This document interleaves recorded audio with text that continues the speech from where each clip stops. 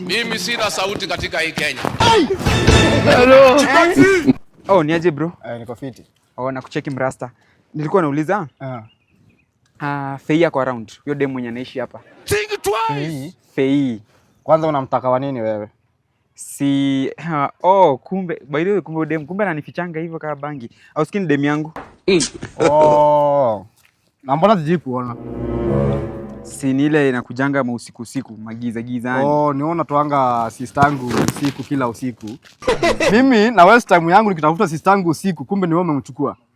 Bro, si. Mbona hujai niambia buda? Subonge buda. Cheki bro na cheki wewe ni mrasta. Sifanya hivi basi.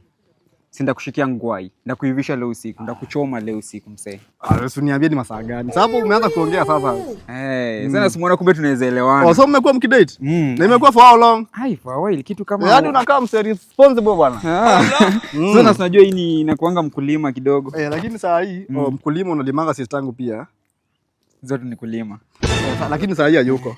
Lakini umesema usiku utakaa. Usiku nitakaa. Usikose kukaa mkuni bana. Hapo ma 8 hapo.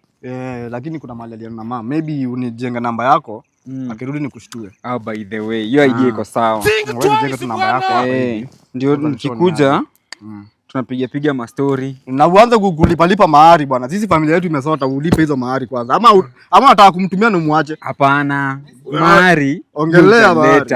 Lini na nini? Kwanza ngoja kwanza. In fact, mahari naleta ngwai lori 3 msee. Lori 3. Walai. Sasa hiyo kwanza ndio responsibility yangu. Unacheki? Hata usiongee na wazazi wetu.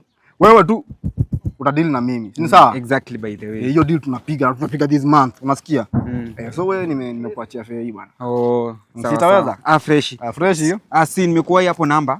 Ndio hii. Utanishtua. Akiingia hivi unishtua, mimi nakaa hivi na mangwai. Una kama mse responsible sana. Walai. Hata naona unabeba the bag yenye na chase.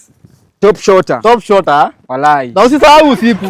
Wewe umeleta nini? Wewe Supogot.